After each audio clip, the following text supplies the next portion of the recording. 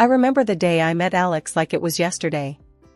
I was at this little dive cafe, minding my own business, sipping on the cheapest coffee they had, trying to make sense of my scattered thoughts and plans.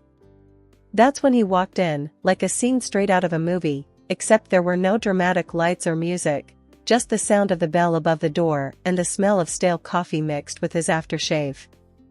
"Is this seat taken?" he asked, pointing to the chair across from me with a smile that could knock you off your feet. "Looks free to me," I replied, trying to sound cool and not at all flustered by his sudden appearance. We started talking, and damn, it was like we were cut from the same cloth. He was into all the junk I was, from binge-watching the same trashy series to arguing about the best pizza topping. It's pineapple, fight me. Fast forward a bit, and we're dating. Not just casual meetups, but the real deal. It felt like I'd known him my whole life, and before we knew it, we were talking about getting hitched. That's when the drama started. His parents, let me tell you, were something else. The first time I met them, it was like walking into a lion's den wearing a meat dress. They had this way of smiling while sizing you up, like they were deciding whether you were worth their time or not. "So, you're the girl Alex can't stop yapping about," his mom said, her voice dripping with something that was definitely not warmth. "Guilty as charged," I shot back, trying not to let her see she got to me. "They laid down the law pretty quick, telling us we needed to sign a prenup. Now, I ain't no gold digger, and I sure as hell don't need anyone's money, but that rubbed me the wrong way. I'll sign your prenup," I told them. "But I've got one condition. If one of us cheats, the cheater pays up 100 grand. Alex looked like I'd slapped him with a fish. "Babe, I'd never cheat on you," he said, all wide-eyed and serious. Yeah, well, my ex said the same thing before I caught him with his pants down, literally. "So, it's this or nothing." He agreed, and his parents did too, though they looked like they'd swallowed lemons. We thought that was the end of it, but boy, were we wrong. One evening, we were cuddled up on the couch, a tradition we had started since moving in together. We had this old, rickety couch that we swore we'd replace, but never did because, somehow, it had become our spot. The TV was on, but we weren't watching. We were too busy making plans for a trip to Italy we knew we couldn't afford but were determined to make happen. "Alex, think about it. The food, the wine, the art. We have to go," I said, my eyes sparkling with excitement. Alex laughed, wrapping his arm tighter around me. "Emily, babe, you had me at food. But let's face it, our bank account is more camping in the backyard than romantic getaway to Venice." I playfully nudged him. "So, we'll save. We'll cut back on. I don't know, things we don't need, like your video games." He feigned horror. "Not the video games. Take my shirts, my shoes, even my beloved coffee maker, but leave the games alone." We laughed, but that was us, always dreaming big but grounded in the reality of our modest lives. We didn't care, we were happy. The happiness wasn't just in the big moments, it was in the little things, too. Like how Alex would make breakfast on Saturdays. He couldn't cook to save his life, but he'd somehow mastered the art of scrambled eggs and toast, which he'd serve with a side of his terrible coffee. I loved those mornings. "Hey, I'm thinking scrambled eggs today, what do you think?" he'd ask, already heading to the kitchen. "Only if you promise not to burn the toast this time," I'd call out, followed by, "And I'm making the coffee." One day, the topic we had been avoiding came up. We were doing dishes together, a mundane task that somehow felt special because we were doing it together. "Emily, we need to talk about, starting a family," Alex said, breaking the comfortable silence. I paused, a plate in hand. "I know. It's scary, isn't it? What if we can't?" Alex turned to me, drying his hands on a towel. "Then we'll deal with it, together. But we won't know until we try, right? I mean, how hard can it be?" I laughed, a mix of nerves and love. Famous last words, babe. But that's how it was with us. No matter what we were facing, we faced it together. Even when his mom started dropping not-so-subtle hints about grandchildren every chance she got, we took it in stride. "Emily, darling, when are you going to give me some grandbabies? You're not getting any younger, you know," she'd say, her voice sweet but the message anything but. I'd bite my tongue, smile, and say, "We're working on it, aren't we, Alex?" And he'd jump in, "Yeah, Mom, lay off, will you? These things take time." But as the year went on, the pressure started to build, not just from his mom, but from within. We wanted a family, but it wasn't happening as easily as we had hoped. Ever since Judy found her new hobby of making my life a living hell, our home turned into a battleground, and the main weapon was her sharp tongue. It wasn't just about the occasional jibe anymore, it was an all-out war, with daily assaults on my self-esteem and role as a wife. It all spiraled one Sunday lunch, a day that was supposed to be laid back and peaceful. Judy, with her uncanny timing, dropped by uninvited, just as we were about to sit down. The air was tense the moment she walked in, her eyes scanning the room like she was about to conduct a military inspection. "Well, isn't this quaint?" she started, her voice dripping with sarcasm as she looked at the modest spread I'd prepared. "You really outdid yourself, Emily. I can see you've been slaving away in the kitchen all morning." Her eyes briefly met mine, a smirk playing at the corners of her mouth. Trying to keep the peace, I forced a smile. "It's nothing fancy, Judy. Just something simple and quick. Please, have a seat." As we sat down, the barrage began in earnest. "You know, Emily," Judy said, loading her voice with condescension, "I was talking to Mrs. Henderson the other day, and she mentioned how her grandson was just born. It got me thinking, when are you and Alex going to give me some good news? It's not like you're getting any younger." I felt my cheeks burn, a mix of embarrassment and anger. I glanced at Alex, hoping for some support, but he was suddenly very interested in his plate. "Mom, come on," Alex finally muttered, but it was half-hearted, and we all knew it. Judy plowed on, relentless. "And Alex, dear, I don't mean to be cruel, but you're not a charity. You work hard for your money. Why waste it on Emily if she can't do her basic duties as a wife? A cleaning service and a cook would be much more efficient, don't you think?" That's when I couldn't hold it back any longer. "Judy, I am trying my best here. It's not like I don't want to have kids. And as for the house and my cooking, well, I didn't realize marriage was a service contract." Judy scoffed. "Well, it's not a free ride either. You have responsibilities, Emily, which you're clearly not fulfilling." The room was heavy with tension, and I could feel the tears pricking at the back of my eyes. But what hurt the most wasn't Judy's words, it was Alex's silence. He finally spoke up, but it wasn't to defend me. "Yeah, Mom has a point. Maybe we should consider getting some help around here. Would make things easier for you, too." "Easier for me?" His words felt like a betrayal. It was clear I was on my own in this. Over the next few days, Judy's visits became more frequent, and with each visit, her criticism grew sharper. She'd inspect the house, pointing out every speck of dust or a pillow out of place. "You call this clean?" she'd scoff. My eyes must be deceiving me, because this looks like a pigsty. Then came the comments about my appearance. "Is that what you're wearing? You know, a wife should dress to please her husband. It's no wonder Alex is always so tired, he has to come home to this." I tried to fight back. "Judy, I don't dress for Alex, I dress for myself. And he's always so tired because he works hard, not because of what I wear." But it was like talking to a brick wall. Judy had made up her mind about me, and nothing I said or did would change it. Alex's stance, or lack thereof, was the biggest blow. Each night, after his mom's departure, we'd argue. "Why won't you stand up for me, Alex? She's walking all over us, and you're just letting her." "Emily, she's old, set in her ways. What do you want me to do, kick my own mom out?" "No, but I want you to be my husband, to stand by me, not her." It was clear this was more than just about Judy's disapproval. It was about us, our marriage, and whether we were strong enough to stand together or let Judy's criticisms tear us apart. As the days turned into weeks, I realized that this wasn't just a phase. It was a full-blown siege, and if we didn't do something soon, there might not be anything left to save.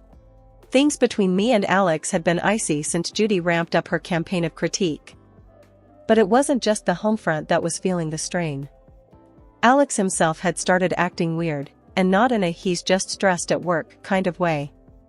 It was something else, something that made my stomach twist in knots. It started with the phone calls. Alex had always been pretty open about his phone, we didn't keep secrets from each other. But then, he started stepping out of the room every time he got a call. And it was always the same caller ID, John Work. "Who's John Work?" I asked one evening, trying to keep my voice casual. Alex flinched, a telltale sign that he was on edge. "Oh, just a new guy at the office. Lots of questions, you know?" But it didn't stop there. Alex, who was as far from a fashionista as you could get, suddenly started caring about his appearance. Gone were the days of graphic tees and worn-out jeans. Now, it was all crisp shirts and slacks. And cologne, he was using cologne now. Since when did he care about smelling like a department store? "What's with the new look, Alex? Got a job interview or something?" I joked one morning, watching him comb his hair in a way I'd never seen before. He just smirked, a little too quickly. "Just felt like changing things up." No harm in that, right? And the late nights at work, they were becoming a regular thing. "Another long one, babe?" I'd text, trying not to sound too needy. "Sorry, Em. This project is killing me." "Won't be late, I promise." He'd text back, but the clock would tick well past midnight before I heard his keys in the door. I tried to shake the feeling that something was off, but it clung to me like a shadow. That's when I decided to hire a private detective. It felt like something out of a bad TV show, but I had to know for sure. The evidence came in a plain brown envelope, the contents as damning as they were heartbreaking. Photos of Alex with another woman, their intimacy undeniable, captured in frozen moments that shattered our years together. But it was the recording that cut the deepest. Their conversations, filled with endearments and plans, left no room for doubt. They were in love, or at least, he was with her. I sat there, the evidence spread out in front of me, a cold realization settling in. This was it, this was the proof that could anchor me in a stormy divorce, should it come to that. Photos that caught moments stolen from our life together, and words that betrayed every "I love you" he had ever whispered in my ear. But I kept it all a secret, a painful burden I chose to carry alone. I wasn't ready to confront him, not yet. I needed a plan, a way to navigate the wreckage of our marriage with my dignity intact. The following days were a blur. Alex continued his charade, and I played along, the perfect wife with a smile plastered on my face and a heart breaking silently. Our conversations became a dance around the truth, each word measured, every laugh forced. "Everything okay, Em? You've been quiet," Alex would ask, his concern seemingly genuine. "Yeah, just tired, you know? Work's been crazy," I'd reply, the lie tasting bitter on my tongue. It was just another mundane day, or so I thought, until I stumbled upon a conversation that would change everything. There I was, passing by the slightly ajar door to Alex's office, when their voices caught my attention. It was Alex and his mother, Judy, and they weren't just chit-chatting. The tone was serious, heavy with intent. "I'm telling you, Mom, I can't do this anymore. It's not just about the kids, I've lost all feeling for Emily. It's like we're roommates, not husband and wife." Alex's voice, strained and tired, floated through the gap. Judy's voice, ever so sharp, replied, "Well, of course, you feel that way. She's not given you a child, and let's be honest, what else has she brought to this marriage? But let's not be hasty. My 70th birthday is coming up, and we wouldn't want to miss out on a generous gift from her, now would we?" The cynicism in her voice was like a knife twisting in my gut. They were plotting against me, using me until they deemed it convenient to throw me aside. And after we get a nice, expensive gift, we can kick her to the curb, right? Alex said, his voice cold and calculating. Exactly, dear. Just bide your time a little longer, Judy confirmed, her voice dripping with malice. I stood there, rooted to the spot, a mix of shock and anger boiling inside me. They were planning my exit from this family as casually as one would plan a grocery list. The hurt was deep, but it sparked something else in me, a burning desire for revenge. They thought they could use me, discard me at their convenience? I'd show them I wasn't just some pawn in their twisted game. A few days later, during a family dinner that felt more like a farce than a meal, Judy brought up her upcoming birthday. With the same smirk that I had come to despise, she leaned in and asked, "So, Emily, dear, what are you planning for my birthday? Something special, I hope." I met her gaze, my face a mask of calm. "Actually, Judy, I was thinking of throwing you a dinner at the city's most luxurious restaurant. A night you won't forget." Her eyes lit up with greed, and she exchanged a quick, satisfied look with Alex. They thought they had me cornered, but little did they know, I was already 2 steps ahead. "Oh, Emily, that sounds delightful. Just close family, you know. Keep it intimate," Judy said, her voice oozing fake sweetness. "Of course, Judy. It'll be our pleasure," I replied, the words tasting like ash in my mouth. The weeks leading up to Judy's 70th birthday felt like a slow march towards D-Day. Every smirk from her, every indifferent shrug from Alex, fueled my resolve. The plan was simple yet bold, just like the movies: host a lavish dinner at the city's most luxurious restaurant under the guise of a loving gesture, then drop the bombshell. But, like any good plot, the devil was in the details. The night before the party, the tension at home was palpable. Alex, oblivious to the storm brewing, was casually lounging on the couch, scrolling through his phone. "Everything set for tomorrow?" he asked, not looking up. "Oh, you could say that," I replied, my tone light, belying the turmoil inside. The day arrived, and as guests started to fill the opulent dining room reserved for Judy's celebration, the air was thick with anticipation. My heart raced, not from nerves, but from the adrenaline of what was about to unfold. Judy, ever the queen bee, basked in the attention, lavishing in the luxury of her surroundings. "Oh, Emily, you've outdone yourself. This place is exquisite," she exclaimed, her voice loud enough for nearby tables to hear. As we all settled in, the meal proceeded with the kind of forced merriment that comes with such family gatherings. Laughs were shared, stories exchanged, and then, as the dessert plates were cleared away, the waiter approached with the final act of the evening, the bill. He leaned in, discreetly informing us the dinner cost was $3,000. Without missing a beat, I handed over my card, the gesture unnoticed by most. It was then Alex, with a smirk that didn't reach his eyes, decided to drop his bombshell. "Emily, I think it's time everyone knew. I'm tired of this, of us. I want a divorce." The words hung in the air, a toxic cloud that seemed to suffocate all other noise in the room. Before I could even process the full weight of his statement, Judy piped up, her voice sharp and unforgiving. "Well, then. Since that's out in the open, I think it's best you leave, Emily. We're celebrating family tonight, and well, you're no longer part of it." The room went deadly silent. Every eye was on me, waiting to see how I'd crumble. But I didn't. With a calm I didn't feel, I stood, nodded, and walked out without a word. The cool night air hit me like a slap as I made my way home, the finality of everything that had happened washing over me in waves. By the time I reached his apartment, a plan formed. I packed my essentials, the numbness giving way to a cold resolve. This was it. The end of one life and the start of another. As I zipped the last suitcase, my phone started buzzing, a relentless, insistent vibration that I initially ignored. Curiosity, however, got the better of me. Judy's voice screeched from the other end. Emily. The payment didn't go through. You need to fix this now. The sweet, sweet irony. In my preparations for the inevitable, I had secured my exit strategy. I had blocked the shared account, knowing it would be the first thing Alex would try to use against me. Oh, Judy, that's unfortunate.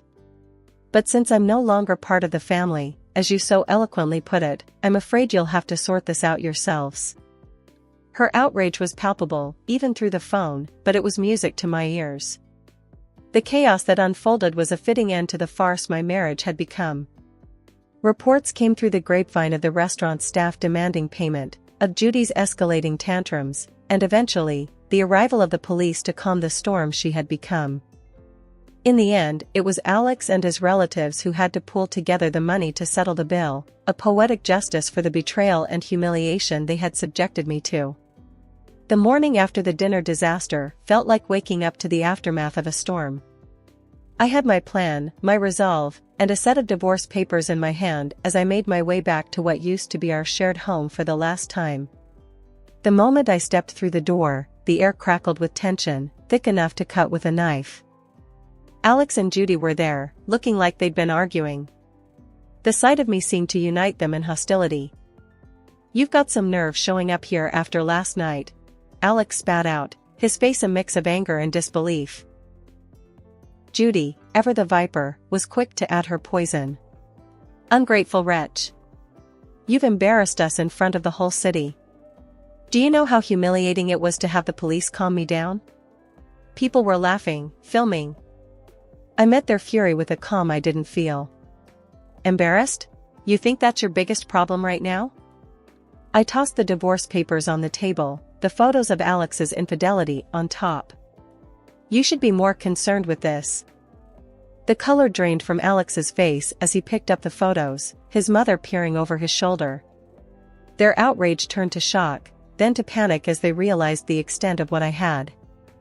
"And let's not forget the prenup, shall we?" I continued, my voice steady. "You cheat, you pay. $100,000, to be exact." Judy's face twisted into a snarl. "You wouldn't dare. You can't do this to us." "Oh, but I can. And I will." My tone was cold, final. Alex, the reality of the situation finally dawning on him, switched tactics. Please. Let's talk about this. We can fix it." I couldn't help but laugh, bitter and hard.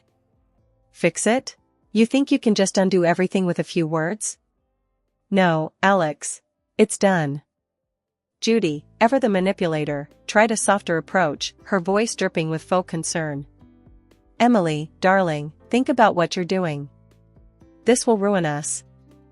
"That ship has sailed, Judy. You should have thought about that before." The begging turned to pleading, their words a desperate scramble to salvage what they could. But my mind was made up. I was done being the victim, done with their lies and manipulations. In the end, Alex had no choice but to borrow the money from his parents to pay me.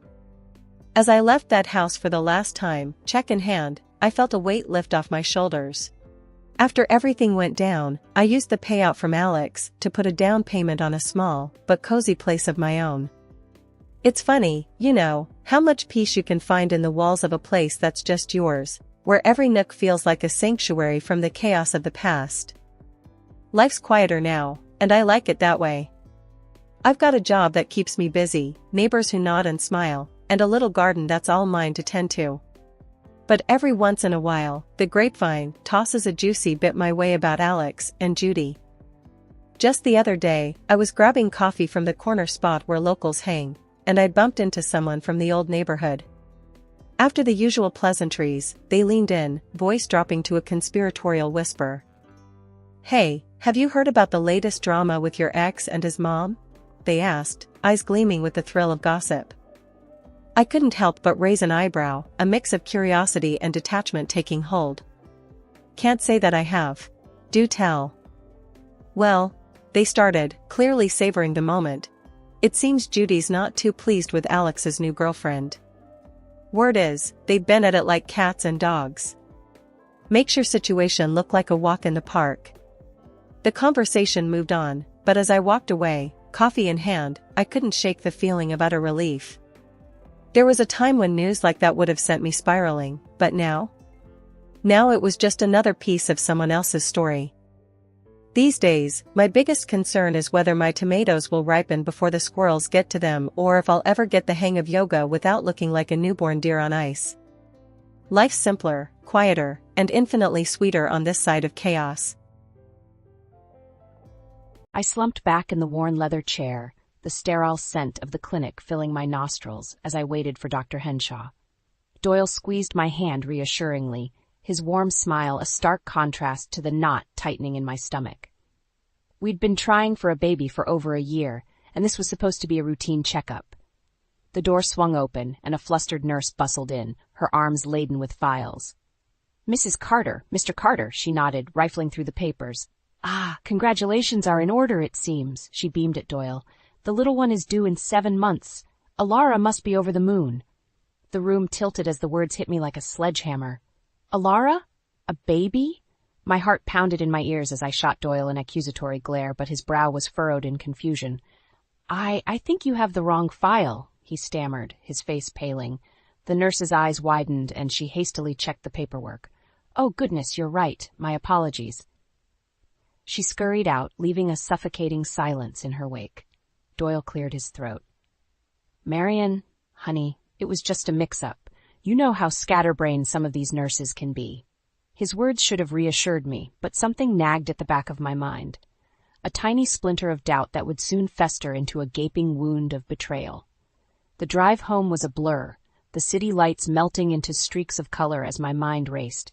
Doyle's reassurances rang hollow, drowned out by the nurse's words echoing in my head. Alara, a baby due in 7 months. As soon as we stepped through the front door, I rounded on him. "Who is Alara?" I demanded, my voice trembling with a mix of anger and dread. Doyle sighed, rubbing his temples. "Babe, it was an honest mistake, nothing more." "Don't babe me," I snapped. "I'm not an idiot, Doyle. That nurse clearly knew something I don't." His eyes narrowed. "You're overreacting, Marion. It was a simple mix-up of files, that's all." I opened my mouth to protest, but something in his coat pocket caught my eye, the corner of a crumpled receipt. Without thinking, I snatched it out.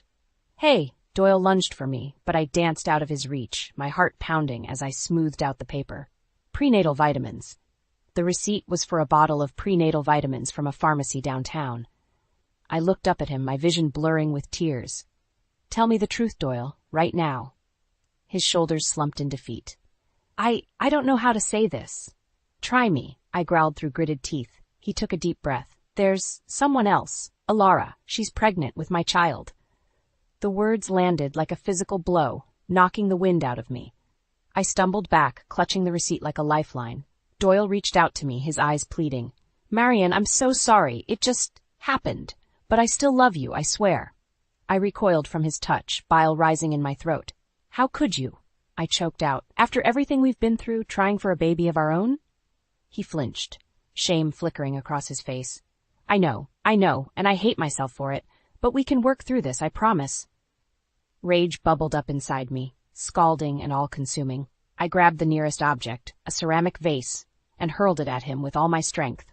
He ducked just in time, the vase shattering against the wall behind him. "Get out," I seethed, my body shaking with fury. "Get out of my house, you lying, cheating bastard." For once, Doyle didn't argue. He hung his head and trudged out the door, leaving me alone with the shards of my broken heart scattered at my feet. The next few weeks were a waking nightmare. I functioned on autopilot, going through the motions at work while my personal life crumbled around me. Doyle had moved out, taking his things while I was at the office. A small mercy, I supposed. I didn't think I could bear to see his face again so soon. Still, the questions swirled endlessly in my mind. How long had this been going on? Who was this Alara woman? And why, after all our struggles to conceive, would he throw it all away like this? I knew I needed answers, if only to find some shred of closure. So I started digging. It didn't take long to uncover the truth about Alara Benson, a 29-year-old graphic designer at a trendy marketing firm downtown. Social media painted the picture of a vivacious, free-spirited woman with a zest for life. the perfect counterpoint to my own sensible, by-the-book existence with Doyle. A few carefully worded inquiries revealed that she was indeed pregnant, just over 4 months along. The timeline matched the nurse's words at the clinic, confirming my worst fears. Doyle had been lying to me for months, maybe longer. But the deepest cut came from an unexpected source, my own fertility doctor, Dr. Henshaw. During a follow-up appointment, he made an offhand comment about Doyle's other obligations causing delays in our treatment plan. What other obligations?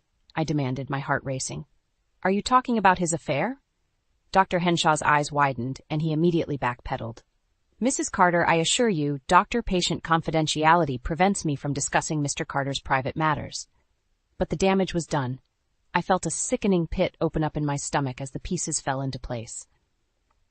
Dr. Henshaw had known about Doyle's infidelity all along and said nothing, allowing me to pour my heart and soul into a hopeless dream of starting a family with a man who had already moved on. I stormed out of his office, tears of rage and humiliation stinging my eyes. How could they have betrayed me like this? Doyle was one thing, but Dr. Henshaw was supposed to be on my side, guiding me through this arduous journey.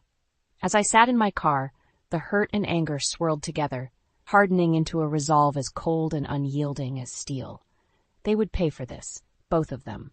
I would make sure of it, no matter what it took. Armed with Alara's address and a burning determination for vengeance, I showed up at her sleek downtown apartment building one evening after work. My heart was pounding as I buzzed her unit, half expecting her not to answer when a stranger's voice crackled through the intercom. Hello? I took a deep breath, steadying my nerves. Alara Benson?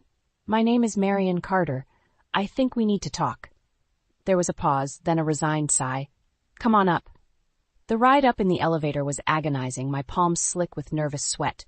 What was I going to say? How would she react? The door swung open before I could think too hard, revealing a petite woman with tousled dark hair and a slightly rounded belly, the unmistakable curve of early pregnancy. You must be Marion, she said, her voice carefully neutral as she stepped aside to let me enter. I'm guessing this is about Doyle?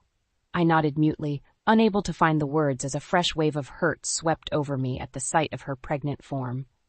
Alara sank onto the plush sofa, absently rubbing her stomach as she studied me with those soulful eyes. How much do you know? The question snapped me out of my stupor, anger flaring hot in my chest. Enough, I bit out. Enough to know that my husband knocked you up behind my back. She flinched at my harsh tone but held my gaze steadily. I had no idea he was married, Marion. Not at first. Of course he'd lied to her, too. Typical Doyle. I opened my mouth, ready to unleash the full force of my fury, but Alara held up a hand, cutting me off. Please let me explain. She took a deep, shuddering breath. We met at a work party back in August and just hit it off. Things moved quickly after that, but he assured me he was single, separated from his wife. I didn't find out the truth until a few weeks ago, when I happened to see a family photo of you two on his desk at home. My stomach churned at her words, the gravity of Doyle's betrayal hitting me all over again. Alara looked at me imploringly, tears shimmering in her eyes.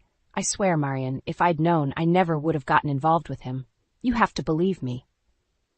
In that moment, as I stared at this woman carrying my husband's child, I saw the same hurt, the same anguish reflected in her expression that I felt clawing at my insides. We were both victims of Doyle's selfish lies. A twisted sense of kinship washed over me then, bonding us in our shared pain. This poor woman had been just as deceived as I was, maybe even more so. Slowly, I crossed the space between us and sank onto the couch beside her. I believe you, I said, my voice barely above a whisper.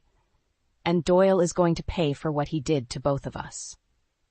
Alara's eyes widened, then hardened with resolve. She gave a brisk nod. Tell me what you need me to do. The weeks leading up to Doyle's birthday party were a flurry of covert planning and deception. Alara and I worked tirelessly, coordinating every detail under the guise of throwing him a surprise celebration. Little did he know, we had something much more explosive in store. You're sure about this? Alara asked one evening as we pored over the guest list. There's no going back after tonight. I glanced around my living room at the cheerful decorations and gift-wrapped boxes stacked in the corner, all a carefully constructed ruse. Absolutely. He needs to be exposed in front of everyone who thinks he's this upstanding, trustworthy guy. Her jaw tightened and she gave a resolute nod. Then let's do it. The big day arrived and our plan unfolded perfectly. One by one, Doyle's colleagues, friends, even his own mother filed into my house, all eager to surprise the guest of honor. Finally, the man himself arrived, striding through the door with a bemused grin. "What's all this? Surprise!" we cried in unison, feigning delight as cameras flashed and people swarmed around to greet him. For a moment, Doyle just blinked at the crowd, utterly blindsided. Then his gaze found mine, and his expression shifted to one of wariness. "Marion?" "Happy birthday, darling," I said, layering on sugary sweetness as I crossed the room to give him a lingering kiss on the cheek. "We've got one more surprise for you." Alara stepped forward then, her blossoming baby bump impossible to miss. A hush fell over the room as realization dawned on Doyle's face. "You," he choked out, paling rapidly. "What are you doing here?" "Congratulations, babe," I said with saccharine venom. "You're going to be a father." Stunned silence hung in the air, punctuated only by a few shocked gasps from the crowd. Doyle's eyes darted around wildly, like a cornered animal. "Marion, Alara, please," he began desperately. "This wasn't how I wanted you to find out." A derisive snort came from the back of the room. "Find out you've been lying and cheating, you mean?" I turned to see Doyle's mother pushing through the throng, fury etched into every line of her face as she regarded her son with disgust. "How could you, Doyle? How could you do this to these poor women?" It was like a dam bursting. Furious whispers and accusations rippled through the guests as the truth sank in. Colleagues, friends, people who had trusted and respected Doyle now looked at him with contempt. I drank in every agonizing second, watching his world crumble before my eyes just as mine had weeks ago. This was karma, plain and simple. Doyle whirled on me, anguish and anger warring on his features. "Is this what you wanted, Marion? To humiliate me in front of everyone I know?" Meeting his gaze, I felt nothing but cold satisfaction. "It's what you deserve." The fallout from Doyle's birthday party was swift and brutal. Within days, news of his sordid affair had spread like wildfire, destroying his once sterling reputation in our small community. But that was just the start of his reckoning. I'll never forget the morning his boss, Richard Henderson, showed up at my door. The grim-faced CEO had clearly heard the rumors and demanded to know the truth. "Is it true, Marion?" he asked, his voice heavy with disappointment. "Has Doyle been unfaithful?" I met his gaze steadily, no trace of pity for the man who had so callously betrayed my trust. "It's true, Richard. He got another woman pregnant while we were trying to have a baby of our own." Richard's shoulders slumped, and he removed his glasses to pinch the bridge of his nose. "You have to understand, this is a family company with strong moral values." He trailed off, but I knew exactly what he meant. Marketing Millennial Solutions had built its brand on the persona of happy, wholesome influencers, the last people you'd expect to be embroiled in a salacious cheating scandal.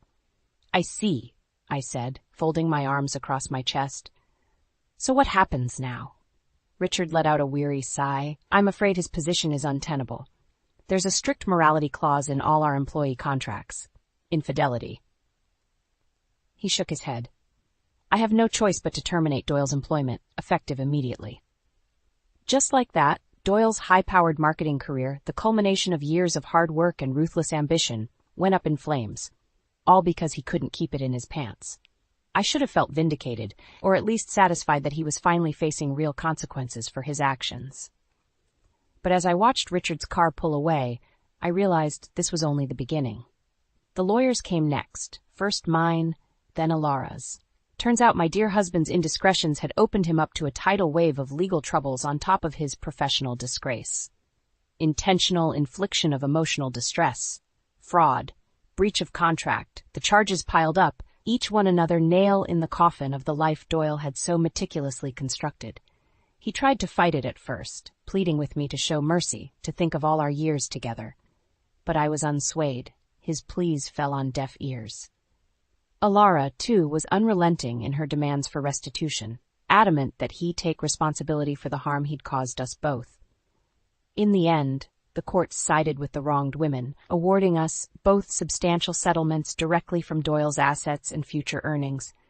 The financial blow was as devastating as the public humiliation, stripping him of the wealth and status he'd so coveted.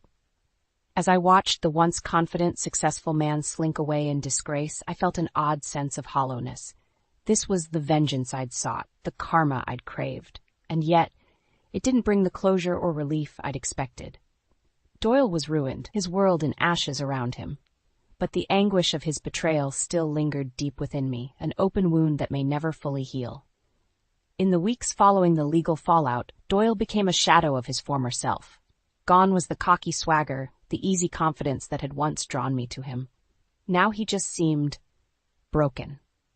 Not that I had any sympathy left for the man who had so thoroughly shattered my trust and our vows. If anything, seeing him reduced to a hollow husk only reinforced my resolve. He tried, in his own pathetic way, to make amends. Endless apologies and promises to change his ways, to be the man I deserved. But his words rang hollow, meaningless platitudes from someone desperate to cling to the lie of the life we'd once shared. Alara, at least, wanted nothing to do with his groveling. She'd made it clear from the start that she planned to cut Doyle out of her life completely once the baby was born, raising the child free from his toxic influence. I almost envied her certainty, her ability to simply walk away and start fresh. For me, the wounds went deeper, the scars of his betrayal an ever-present ache in my heart. Then one rainy evening, there was a heavy knock at my door. I opened it to find Doyle on my doorstep. Shoulders hunched against the downpour, a familiar hangdog expression etched into his features. "Marion," he said hoarsely, water dripping from his soaked hair. "We need to talk." Part of me wanted to slam the door in his face, to shut him out, as he had shut me out of his life for all those months with Alara. But something in his haunted eyes gave me pause. With a resigned sigh, I stepped back to let him in from the rain. "Make it quick, Doyle. I'm done playing games." He flinched at my blunt words, then nodded solemnly as he followed me into the living room. "I know, and you're right. You deserve better than any more of my lies and deception." For a moment he seemed to struggle, Adam's apple bobbing as he swallowed hard. "I came to say goodbye, Marion, and to beg for your forgiveness one last time." I opened my mouth, a biting retort on my lips, but he pressed on, his voice thick with emotion. "What I did, there are no excuses, no justifications for the pain I caused you and Alara. I was selfish and arrogant, taking both of you for granted in my pursuit of I don't even know what, honestly." His gaze, those warm brown eyes that had once made my heart skip a beat, bored into me with raw sincerity. "You were the best thing that ever happened to me, Marion, and I threw it all away like a damn fool." I swallowed hard past the lump forming in my throat, my anger slowly ebbing in the wake of his chillingly honest confession. A part of me, the part that still stubbornly clung to the memories of the man I'd fallen in love with, wanted so badly to offer him absolution. But I knew that was impossible now. Too much had happened, too much trust betrayed. The old Doyle, the man I thought I knew, was gone, and no amount of pleading would undo the rift he himself had created. So instead, I simply said, "Goodbye, Doyle. I hope you can find some measure of peace for your sake, but we're through." His face crumpled for the briefest moment before the mask slipped back into place, leaving only a haunted sort of resignation behind. With a somber nod, he turned and let himself out, the door clicking shut behind him with a sobering finality. I stood there alone in the silence, raindrops pattering against the windows, wondering if that gaping void in my heart would ever heal. The months that followed were a slow, painful process of picking up the shattered pieces of my life and trying to rebuild. Doyle's betrayal had left me adrift, questioning everything I thought I knew about love, trust, and the dreams we'd once shared. But I was determined not to let his selfish actions define me. I was more than just a scorned wife. I was a strong, capable woman who deserved a fresh start. The settlement from the legal battles had left me with a sizable nest egg, enough to finally pursue that long-deferred dream of opening my own cozy little bookshop.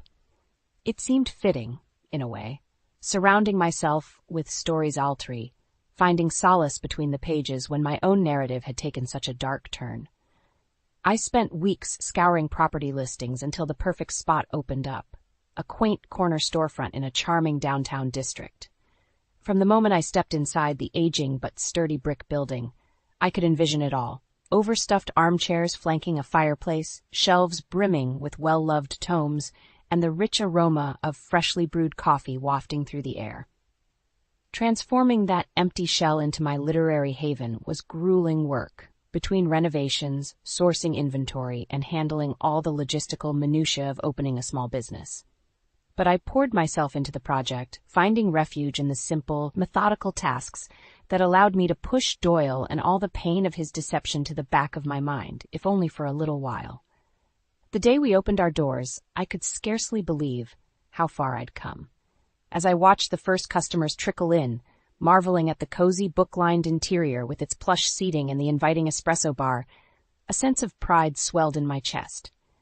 This was my life, my passion, profoundly my own, in a way nothing with Doyle ever could be. In the months that followed, the shop became my sanctuary, a cherished space where I could connect with others over the shared love of a good story. I savored the daily interactions with my patrons, swapping recommendations and bonding over the ability of the written word to transport, console, and inspire us. It was during one such chat with a regular customer that I heard the news. Alara had given birth to a healthy baby girl and left town shortly after, determined to start over somewhere far from the lingering shadows of Doyle's deceit. I couldn't begrudge her that. We had both been through the emotional ringer, and she deserved the chance to raise her daughter in peace, unburdened by the past. In a way, we were kindred spirits, joined by our shared trauma yet emerging from the ashes like twin phoenixes, reborn and resolute in our fresh beginnings. Though our paths had diverged, I knew a part of me would always be bound to Alara through the crucible of Doyle's betrayal that had ultimately brought us together.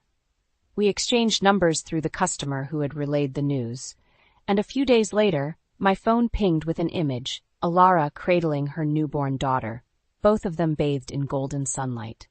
A simple caption accompanied the picture. Here's to new chapters. As I traced the curve of the tiny infant's face, I felt a profound sense of release wash over me. Like Alara, I too was turning the page and allowing the hurt to finally begin fading. Our story may have started in darkness and deception, but we had both found the courage to rewrite our own endings, this time on our own terms.